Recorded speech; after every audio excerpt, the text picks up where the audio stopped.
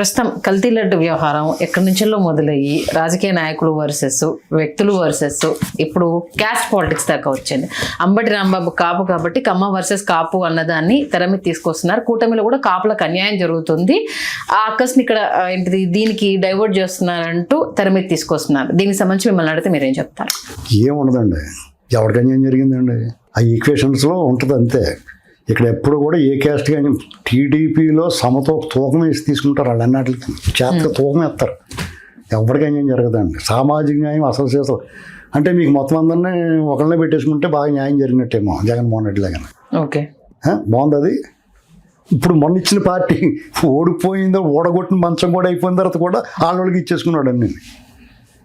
అంచేత దాని గురించి మాట్లాడే అర్హత ఎవరికీ లేదు. అర్థమైందండి.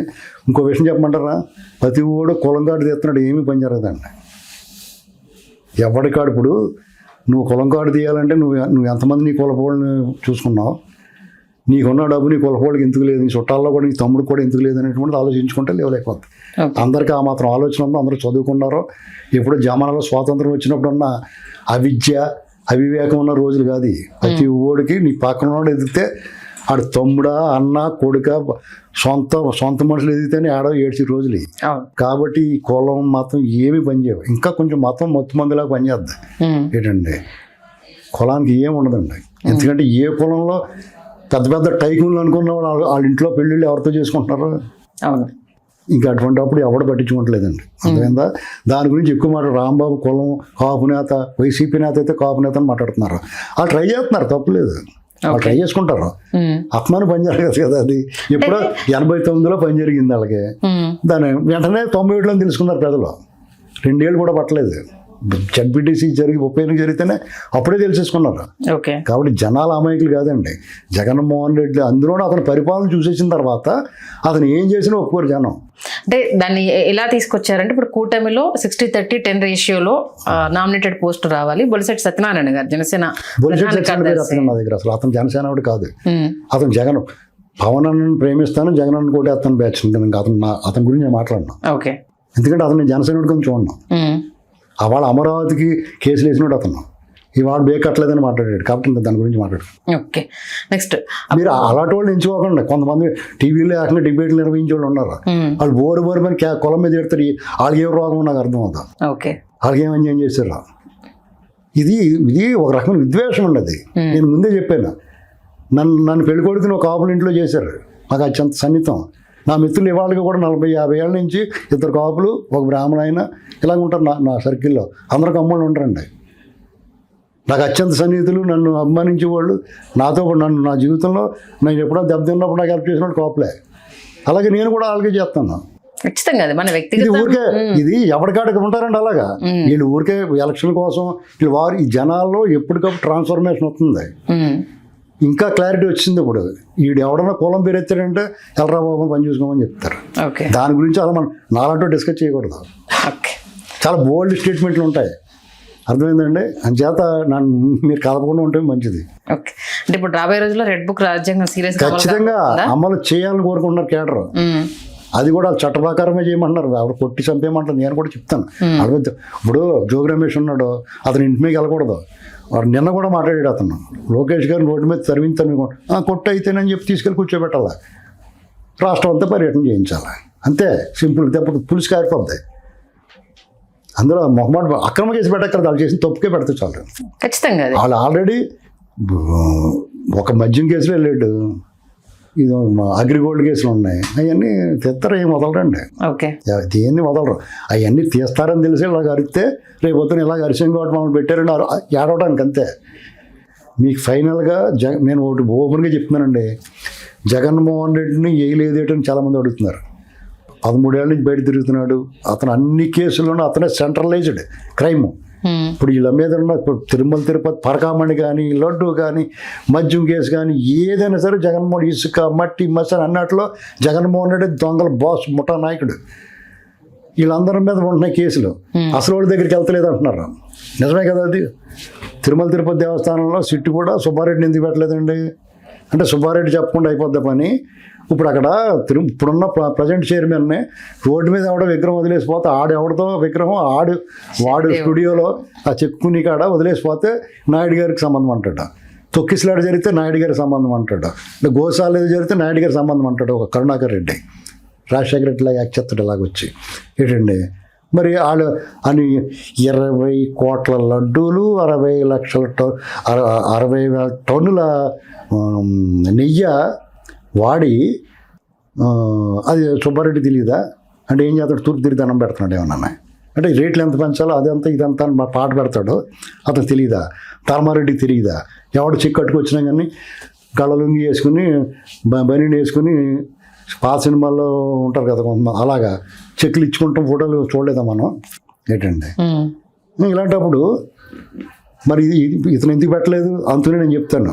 ఇప్పుడు అనిల్ కుమార్ సింఘాల్ ఉన్నాడు, అతన్నే తప్పించారు వీళ్ళు జవహర్ రెడ్డి ధర్మారెడ్డిని పెట్టుకున్నారు. అతను కూడా ఇరికించి రాశాడు. పాము దూరేసింది సీట్లో కూడా. వాళ్ళు పెడతారు అదే సిస్టంలో మనుషులు పెట్టేసుకున్నారు వాళ్ళు. ఓకే, మీరు ఎవరిని అయినా కానీ వాళ్ళు మనుషులు ఉంటారు అందులో. కేంద్రంలో ఏం లేదండి, కేంద్రంలో సపోర్ట్ వాళ్ళు ఏం చేస్తారు? వాళ్ళకి ఏంటి అవసరం? నేను అనుకుని నేను కూడా ఒకప్పుడు ఉన్నదేమో వాళ్ళకి కేంద్రం ఎలా ఉంటుంది అంటే మీతో పని ఉంటేనే మీతో మాట్లాడతారు, పని అయిపోయింది ఎవరు నువ్వు అంటారు. జగన్తో వాళ్ళకి ఏం పని? ఇప్పుడు జగన్తో ఏంటి అవసరం వాళ్ళకి చెప్పండి? జగన్తో ఏంటి అవసరం? మీకంటున్న సత్సంబంధాలు కేంద్రంతో ఉన్నప్పుడు వీళ్ళు సత్సంబంధాలు ఉన్నాయి. సత్సంబంధాలు ఉన్నప్పుడు దాన్ని మిస్యూజ్ చేయరండి అంటే అరెస్ట్ చేయడానికి. లేకపోతే చంద్రబాబు గారిని జైల్లో పెట్టినట్టు పెట్టమని అడగడు చంద్రబాబు గారు. అతను తప్పు చేస్తే పెట్టమంటాడు. అవాళ్ళు కూడా అయినా చట్టాలు మీరు సహకరించండి అంటే సహకరించాడు అంతే. అవాళ్ళు కూడా నో అంటే ఏం చేస్తారు? కేసీఆర్ గారు నేను రానంటే వాళ్ళు ఇంటికి వెళ్ళి చేశారు లేదా? మరి ఎందుకు చేయలేదు అక్కడ ఆంధ్రప్రదేశ్లో? కాబట్టి తెలుగుదేశం పార్టీ అనేటువంటి ప్రత్యేకం. తెలుగుదేశం పార్టీతో కలిసిన వాళ్ళు కూడా ఓటు చేరుస్తారు. వాళ్ళు వద్దనుకున్న వాళ్ళు పోయారు ఏంటండి. ఇప్పుడు పవన్ కళ్యాణ్ గారికి వాళ్ళ మధ్య బాండింగ్ బ్రహ్మాండంగా ఉంది.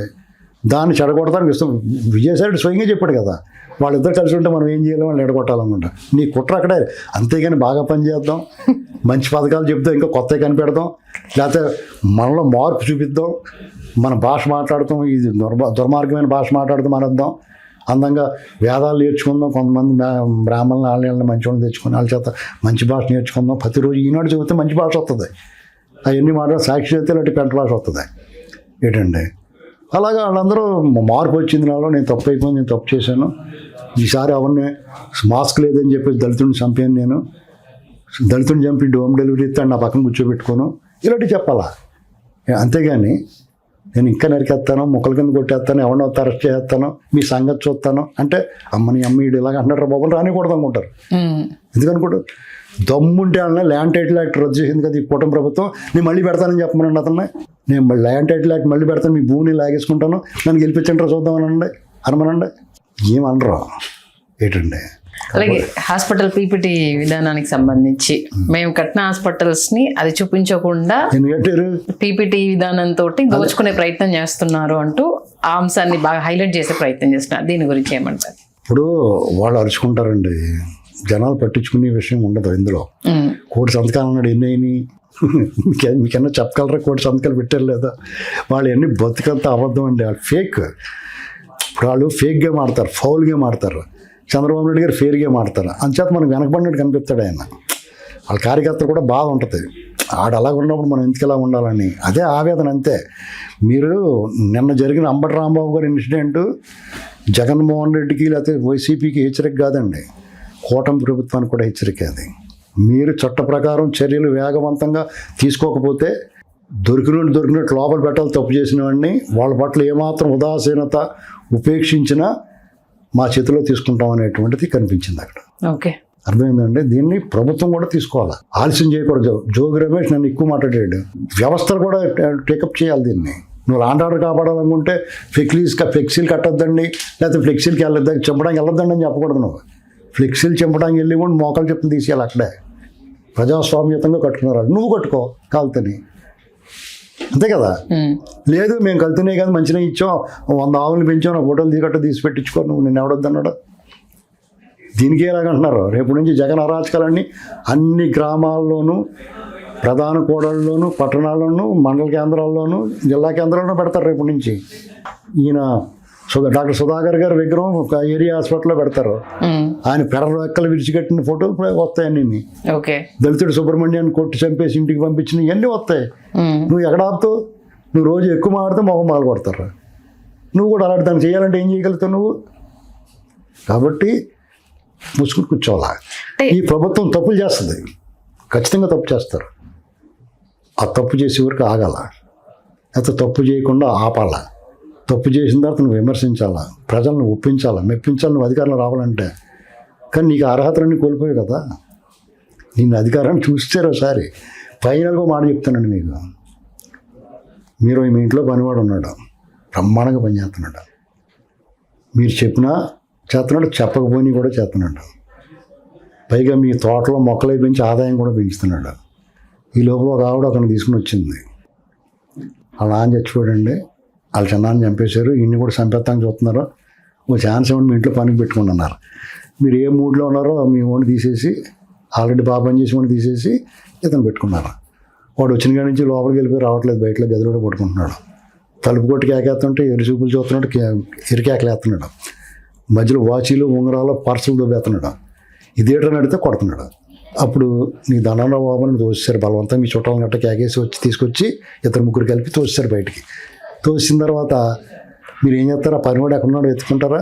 ఖచ్చితంగా వెతికి తెచ్చుకుంటారా? ఘన స్వాగతం పెడతారా? అడిగి ఇస్తాను జీతం ఎక్కువ ఇస్తారా? అలాగే చంద్రబాబు గారిని కూటమి ప్రభుత్వం ఎక్కువ మెజారిటీ ఇచ్చి బాబుని ఉండవే బాగున్నారు. మాకు పనివాడు కావాలి కానీ పనికి మాలినోడు వద్దనుకున్నారా? ఓకే, అంతే అయిపోయింది.